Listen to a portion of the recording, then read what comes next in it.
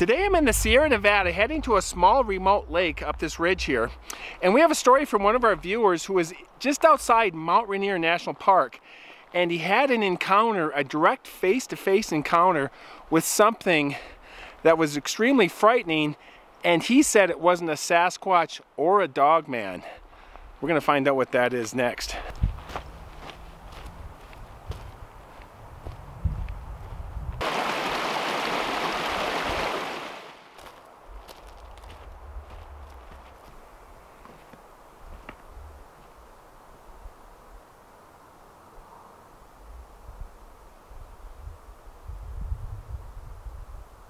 Okay, I can see the lake on my GPS, and I can hear a bunch of frogs going kind of crazy down here, but I can't see the lake.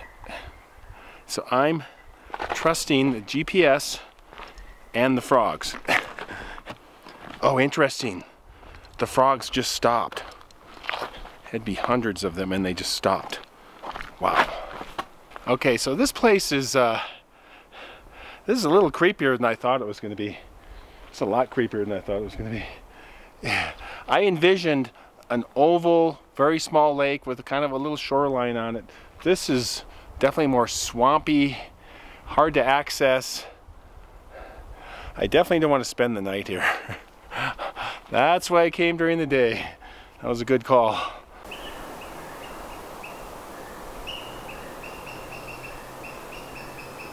Okay, so I never thought I would be doing a video from the middle of a swamp. I actually got onto a small, kind of an island, and I got water all the way around me.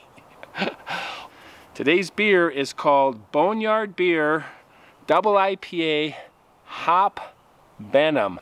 Pretty scary looking. They got a big snake on it and hop venom. It's even got a skull on the back here. But perfect for the environment I'm in. Really weird. The frogs just went crazy for about 4 minutes and then stopped. And I don't know why they just suddenly stopped, but I imagine at night out here it would be really loud, probably most all night long. Pretty crazy. That is a strong IPA. Wow. Cheers.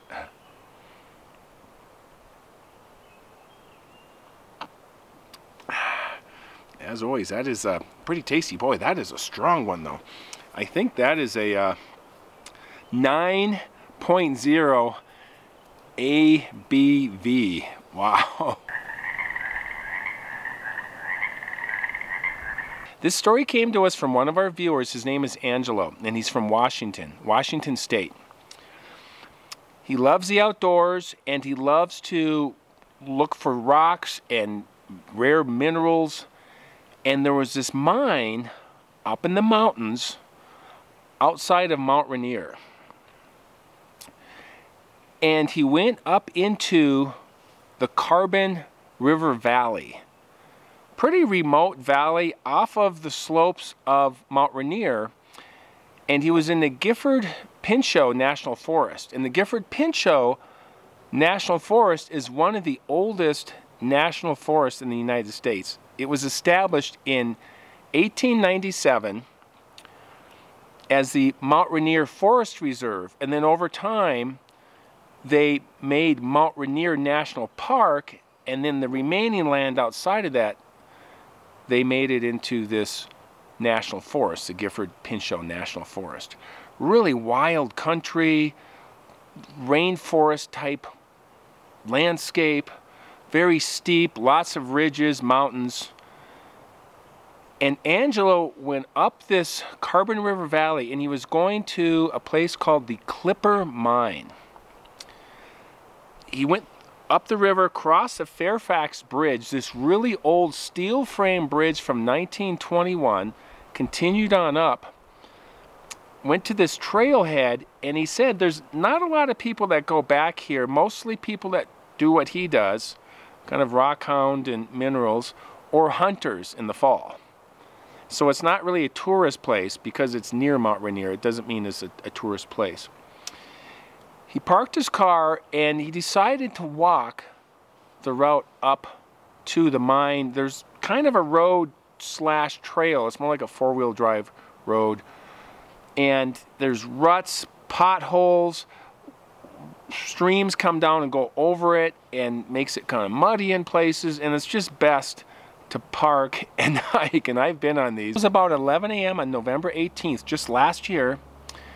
He had in his pack some food, water, snacks, and a gas detector for the mine. He also had a whistle, bear mace, and a handgun.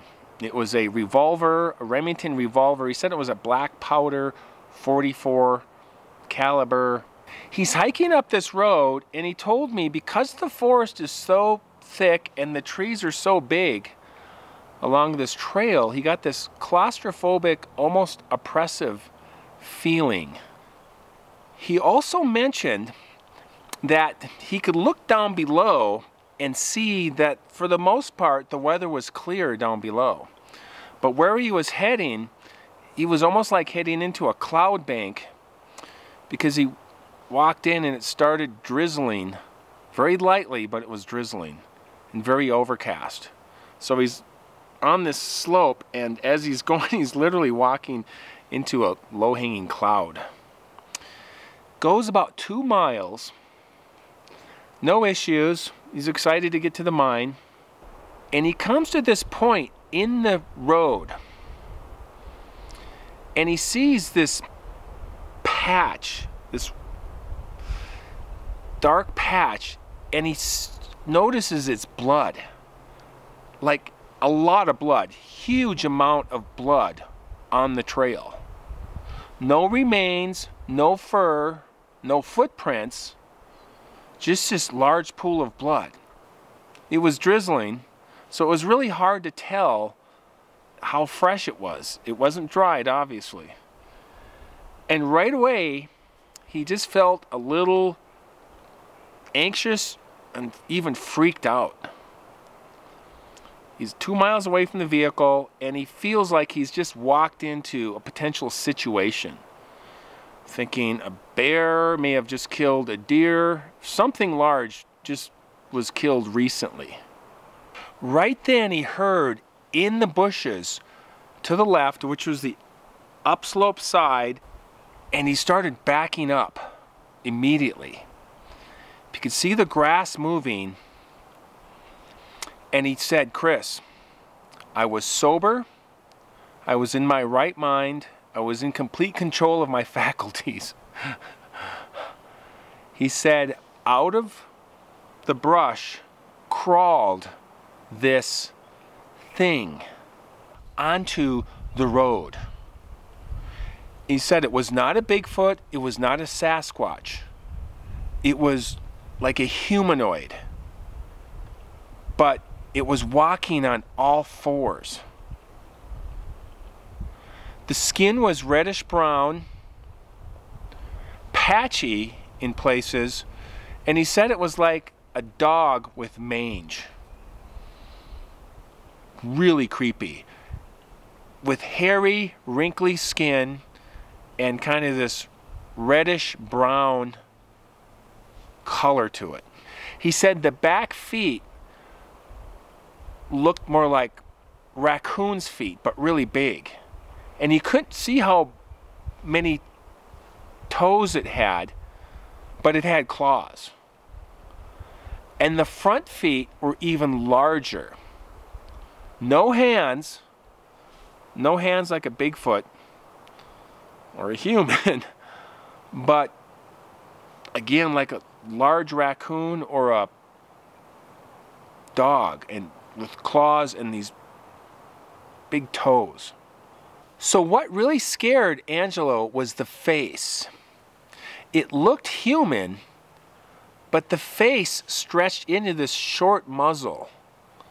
Kind of an abbreviated muzzle is what he said, with a slight mound at the top with 2 holes for the nose. A really thin mouth. It never revealed its teeth.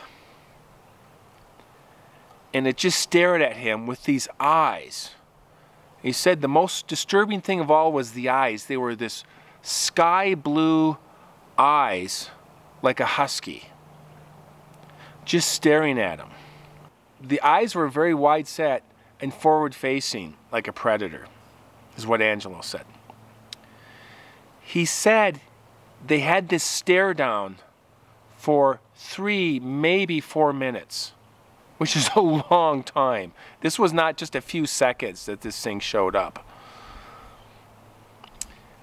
He said he was so filled with fear that he almost disassociated with his body, and he wasn't really thinking of what to do or what not to do. He was just standing there staring, like holding his ground enough to just stand there and not turn and run, which would probably be the worst thing to do. And then just like that, this thing turned and slowly and casually walked off the road to the right side now and went down the bank and disappeared. As soon as it disappeared, he pulled his mace out and he pulled his gun out. And he started backing up as quickly as possible. He said for about 100 feet, just looking left and right, forward and even backward, just looking and anticipating who knows what this thing was going to do. And then he hit a certain point. He turned and started jogging down the trail. His goal was to get to the car. That's the only thing he can think of now is get to the car, I got to get out of here. He's jogging because he knows he can't run at as fast as he can because he's just going to run out of gas. So he's got to have this jog that he can maintain all the way back, the 2 miles back to the car. He said every 4th or 5th step, he would kind of spin around and look behind him to make sure this thing was not pursuing him, because he just saw it just moments ago go off to the side of the road. Really scary for him to have seen this, and now he's trying to make his escape from whatever this thing was. He said he went about a half a mile down the road, rutted road, not easy to travel, kind of muddy in places, and he just navigated it, and he's working his way down, and at about the half a mile or so, is what he guessed, he heard some twigs snap and some brush rustling off to his left side on the downslope side, the very side that he saw this thing disappear into. And whatever it was keeping pace with him. It was paralleling him as he was jogging down this road. He said he never stopped. He said, "Chris, I never stopped. I kept moving. There was no stopping. I had to get out of there. He's not going to go back up the trail. He's not going to go off the opposite side. That was his only route, was to just go straight down the mountain and get out of there." He's still misting at this point, and he's working his way down, and this thing is parallel to him. He said at one point it went a little forward in front of him and came back down, but he never saw it again, but he could hear it.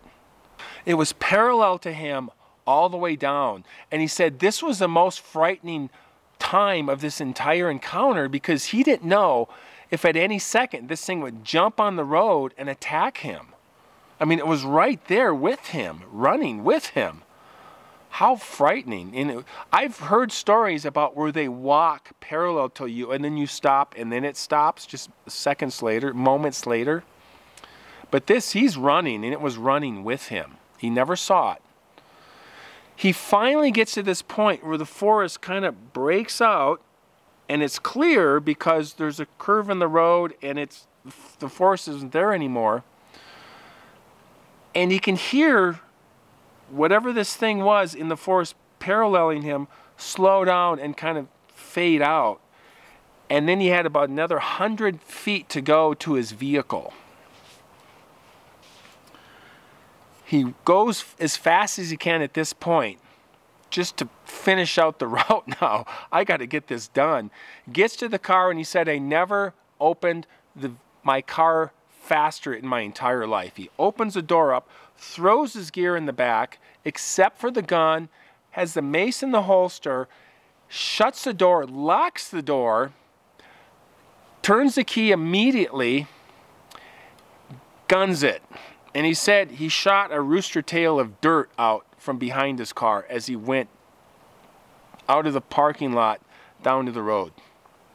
He drove for a few miles back to the Fairfax Bridge, this old metal bridge crossing this deep chasm above the Carbon River. And he gets to the other side and he finds a place to pull over. The adrenaline had been rushing through his body the whole time, just kind of keeping him going. And it finally caught up to him that he was out of the situation. And so while he was pulled over, he just had this kind of a panic breakdown. He even cried, he said. It was so upsetting for him, for Angelo. I couldn't imagine what you were feeling like this was something pursuing you out of the forest. And we talked about this, and he's a very smart guy. He understood what this thing was doing. It was basically escorting him out of the forest.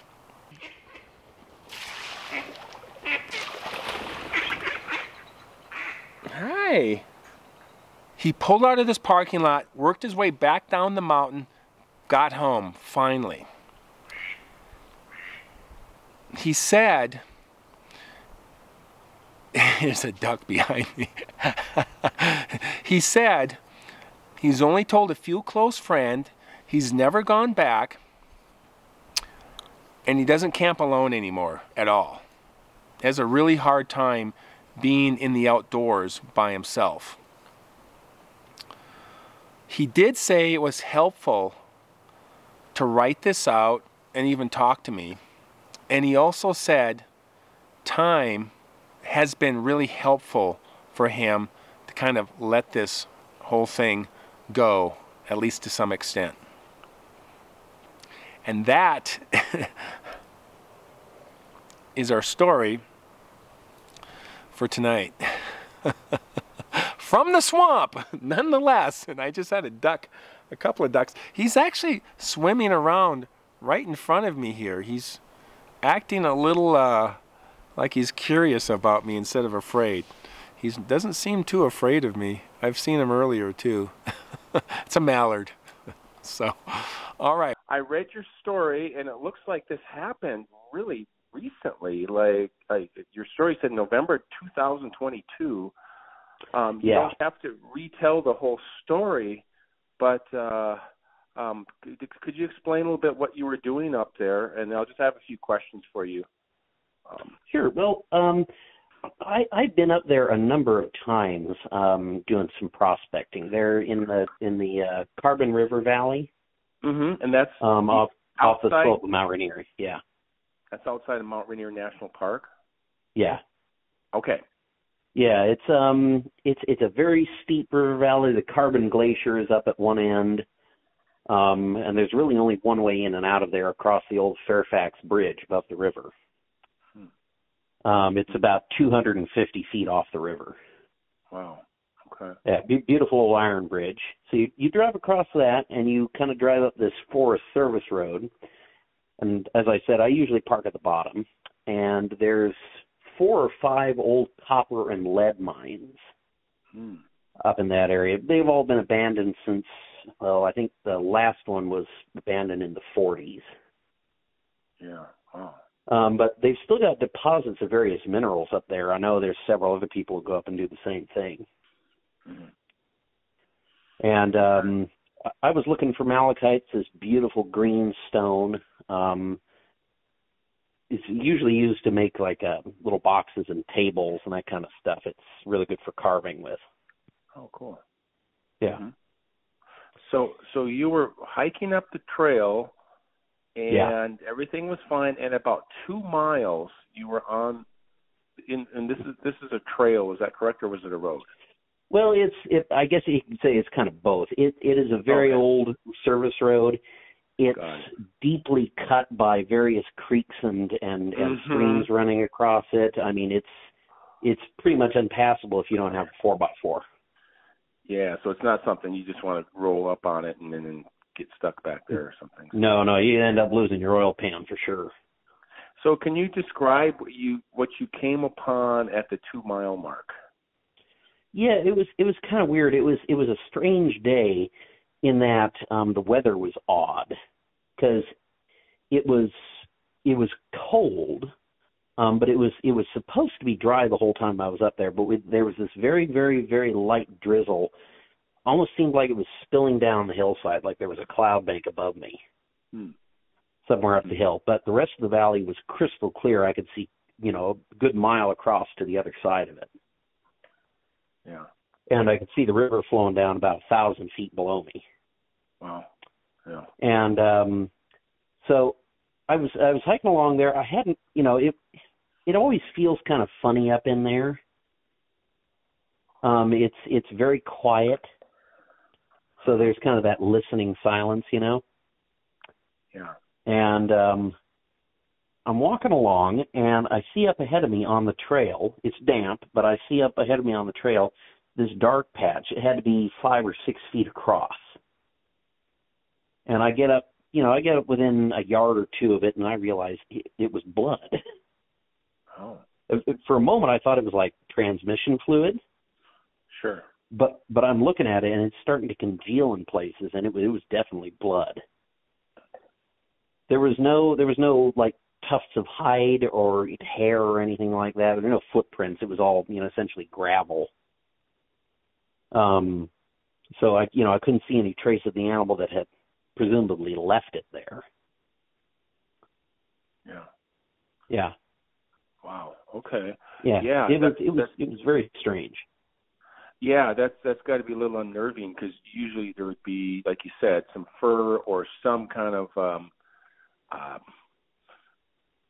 remains or something going on to give you more clues, and so you just see blood, and it sounds like it's fairly fresh too. Exactly. I presumed that it was like from a mountain lion or something like that. A cougar had killed something and dragged it off into the bush. Yeah. At least initially there. Of course. And then what happened right after that? Well, I was kind of, I backed away a few paces and kind of just started looking around. And because, I didn't know where it might be. There was, as I said, there was no sign of what direction whatever had been killed there had been dragged. So, I was kind of looking in all directions. I backed off ways and just kind of assessed the situation. And that's when whatever this creature was came crawling out. Wow. And it was, I heard a rustling sound for like maybe 5 seconds before it appeared, so I didn't really have much time to react. Yeah. Because unless it had been just sitting there observing me for a while, it moved very quietly up until like the last moment. And I saw no sign of movement until it really appeared from the bushes. Wow. And how did it come out of the bushes? Like on 4s, on 2s? It was on all 4s, but it honestly looked like it looked like a human in that it looked like it should be walking on 2 legs, where the rear end was kind of high up in the air. And the knees and hips were bent like a person who's walking on all 4 legs. Yeah. Yeah. Wow. And I was thinking back on what you emailed me there about like the face, on it. It was strange. It definitely didn't look like a dog's face. It was more primate, like a human's. Wow. Yeah. What struck me the most was the coloring of the skin. What was that? Well, I think I said in my email there it was kind of a maroon almost, kind of a mottled. Yeah, that was so strange. It looked like some of those dogs you see that get really bad mange. Yeah, very wrinkly. Yeah. And did it stand up at any point on 2 legs? It did not, no. It stayed on all fours. It got about maybe 10 to 15 feet out in the road, and I'm not sure if it had already, I'm almost positive it must have noticed me already, but that's when it kind of turned and looked at me. Yeah. How far away were you from it? I had backed up when I heard the rustling. I probably backed up another couple of steps. Mm-hmm. And thinking back on it, I think I said in my email I was maybe like 40 yards off.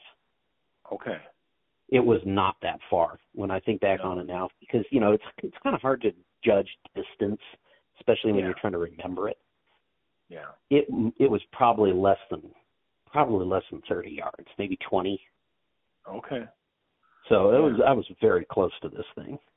Yeah, in your description, you described its eyes and its face pretty clearly, so that tells you weren't too far away from it. So. No, not at all. No. And then I can't remember. I read it again last night, but did it growl at you or hiss or anything? So the breathing, I could hear it breathing. Mm-hmm. And it was kind of a wheezy sound, like somebody having an asthma attack. Wow. But it did. Other than that, it didn't make a sound. It didn't even rustle the gravel when it was walking on it. Huh.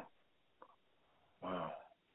And, yeah, I mean it was obviously very lightweight. I expect the whole thing weighed less than 100 pounds. Huh. So it's how tall? If it was standing at 2 feet, I think you said 5 or 6 feet, maybe. Probably about 6 feet when I think back on it. Yeah. Okay. I was kind of looking in here. And then what was going through your mind? How were you feeling about this whole thing? Well, it's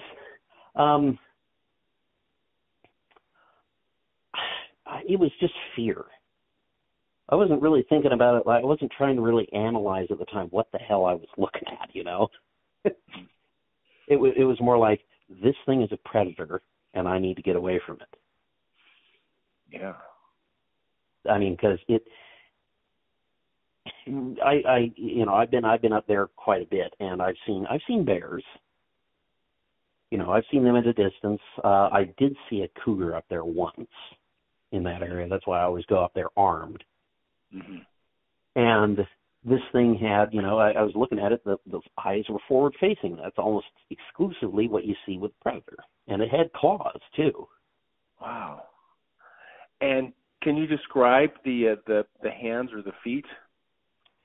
So the back feet, they were a little bit difficult to see just from the way it was angled towards me. Okay. Because I was kind of seeing them from side on most of the time. But I would say they looked kind of like a dog's feet, but they had less toes. So it looked like two really big toes. I couldn't see whether it had, 4 claws or just 2, or I couldn't tell if it had any dew claws on it. Yeah. The front ones were more interesting. They were bigger. They were definitely bigger. They had at least 4 digits. And they had claws on them, very visible. They weren't retractable or anything. They were very visible, big claws, probably about the size of your thumb. And curved. When you say digits, do you mean like fingers or more like long paws or something? I would say they were like big. They were like big, thick toes. They didn't really look like fingers. Yeah. Okay. So did it look like? Because we're all trying to understand. I'm kind of speaking for the audience as well. Sure. Exactly what you saw, and just trying to understand that. Sure. So when this thing came out, it was like you said, it was the back feet were kind of bent, like somebody walking in their hands and feet. Do you think that was its natural? And that's just, and I know there was a lot of fear, but do you think that it was its natural way to move was on 4s, or do you think it could easily go on 2s as well? I think that if it was, I think if it wanted to, it could have stood on, maybe walked on 2 legs, but from the way it moved very fluidly. It moved like a big cat almost. Okay. It looked like it was naturally it would tend towards all fours. Yeah. Wow, really interesting. So, in your opinion, and I know there's some more things that happened as you went back to the vehicle, but in your opinion, do you think it was, or what do you think it was?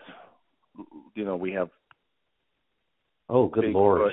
Sasquatch, Dogman, something like that, or if it wasn't for the coloration, and the skin color, or well, I should say, if it wasn't for the skin color and the little bits of fur that were on it in places, there were a couple of tufts here and there, mainly around the head. Yeah. If it wasn't for those, it would almost look like what I've seen with descriptions of like a Wendigo. Okay. Like from Native American folklore there. Yeah. Yeah, that's the closest thing I could describe it to, because it certainly didn't look like any description I've ever heard of a Bigfoot or a Sasquatch, and it didn't really look like a dog either. Yeah. Okay. Oh, and because I'm trying to think back on it, I couldn't see its back end too well. I am legitimately unsure whether it had a tail or not. Mm-hmm. Sure.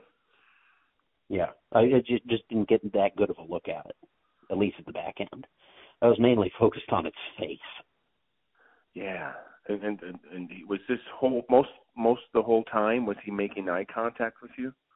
Oh, almost the entire time. Maybe the first 3 steps out of the bushes, he was kind of looking out across the road towards where it sloped downward, and then the head it didn't snap around it, but it turned very fluidly and just locked right on me. Wow. And then it's like something out of a horror movie, Yeah, and then I believe you said about 3 or 4 minutes, and then it slowly walked off to the opposite side of the road. Is that correct? Yeah, we were locked eyes, and it's difficult to judge time, in a situation like that. But I would say it was 3 or 4 minutes. We just had this stare down almost.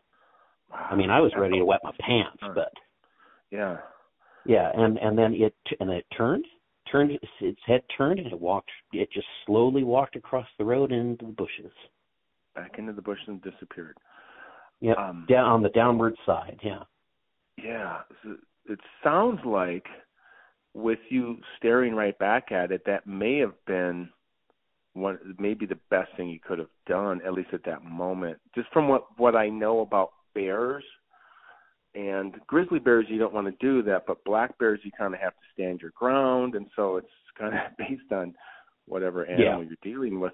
But you certainly, with a black bear or a grizzly bear, you don't want to turn and just start running when they're right there. Yeah. So it considering the circumstance, in my opinion, it's probably the best thing you could have done, as opposed to. Yeah, it's kind of like what you do with a cougar. You always want to maintain eye contact with it. Yeah, and keep your shoulders and your head forward, looking at it, so you can at least see what's going on. As soon as you turn your back, you're more vulnerable.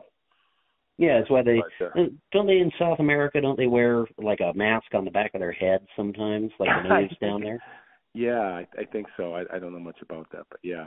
Exactly. Yeah, because of the jaguars or whatever, yeah. Yeah, my gosh.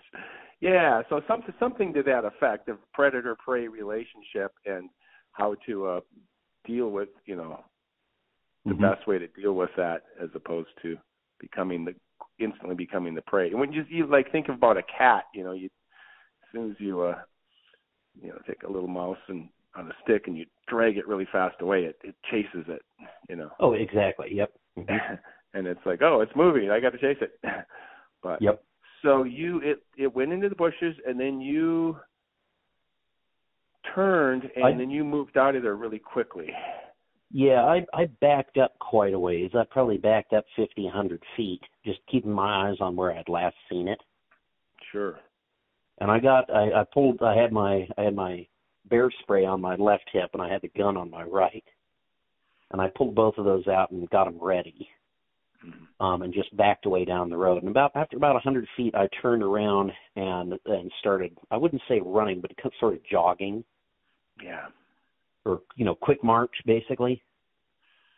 And I was spinning around on one heel about every 2 or 3 steps just to glance behind me, and keep my eye out to the left on the downward side of the hill there.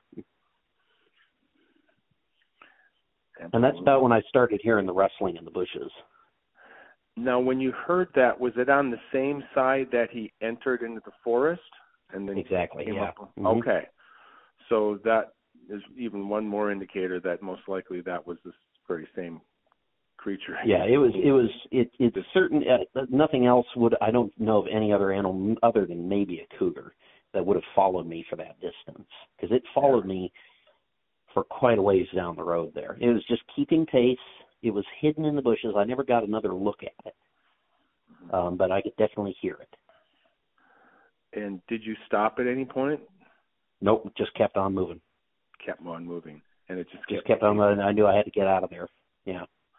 Was the pace like perfectly parallel with you, or was it slightly behind or slightly in front? I would say it was right about parallel. It might have gotten ahead of me a couple of times because I did hear it stop very briefly, like for a few seconds, and then keep going. Mm. Yeah, I never got the impression that it was getting any closer to me. Like it was moving closer to the side of the road or anything. Because as I say, I did not see it again. Yeah. Wow. That's really. But I felt like I was being stalked. Yeah. Yeah. In Bigfoot, they call that escorting you out. Yeah, exactly. Yeah, he just kind of wants to make sure that you're heading in the right direction. It's it's kind of a predator, not intending to kill, but want to chase you enough to get you moving out of the territory, so to speak. Yep. Exactly. Yeah. It's kind of like what a bear will do sometimes. They won't necessarily attack you, but they'll make sure you leave the area. Mm-hmm. Yep. Yeah. And then you got to your car and... Yeah, I've never unlocked the door that quick in my life. Yeah. Yeah. Just threw my backpack and right in through the driver's door, jumped in, kept the pistol on the seat next to me, started the car and put up a pretty good rooster tail of gravel and got out of there. Oh, wow. And then right before you got to the car, did you hear it stop, or did you just? I would say it stopped probably a good 50 to 100 feet before I got to the car. And it was at that point the road is starting to kind of curve back towards the river, so it would be curving to my left, back towards the river. And at that point the brush is starting to thin out. The trees are starting to thin out because you're getting really close to the river there. Yeah. And so there wasn't as much cover. So I figure it stopped before it was going to come. It didn't want to be seen again. Oh, that's a good deduction, sure. Okay. And then, then you mentioned that you got to a certain point, and then you stopped the car and just everything kind of caught up with you. Yeah, I drove a good 2.5 miles down the road back to near the bridge, pulled off the side of the road and just sort of had a bit of a meltdown. Because I was running, from the moment I saw the thing, I was just running on adrenaline. Sure. Yeah. Yeah. And then how are you doing now with it? Doing better since I wrote the email. That was cathartic. Okay, good. Yeah, I don't plan on going back up there again. Yeah. This was November, though. This was recent. Yeah, I don't think I would go back up there again unless I was with, like 4 or 5 other people heavily armed. You know what I mean? Out of here, it's going to be kind of scenic, but I could not imagine being in this place, in this lake, swamp, forest, in the Sierra here, by myself at night. I mean, just imagine hearing something walking in the water here near my tent. Oh my gosh, that would be crazy. That would be crazy. So, and the frogs, I imagine the frogs go ape. I've never said that before, frogs going ape. That's kind of a odd thing to say, but all right. Hey, thanks for watching, you guys. I really appreciate you, your comments, your support. We're almost at 100,000. We are at, well, at least as of this morning, just about 99,000 subscribers to my channel here. So that's kind of fun. So we'll have a special, 100,000K special with a video here. So, and there goes the duck. There he is. He's back here. Mallard. That's a bad mallard. Bad. Doesn't seem too scared about it. He's like, what is that guy? Whatever. Oh, there's another one. All right. Keep hiking.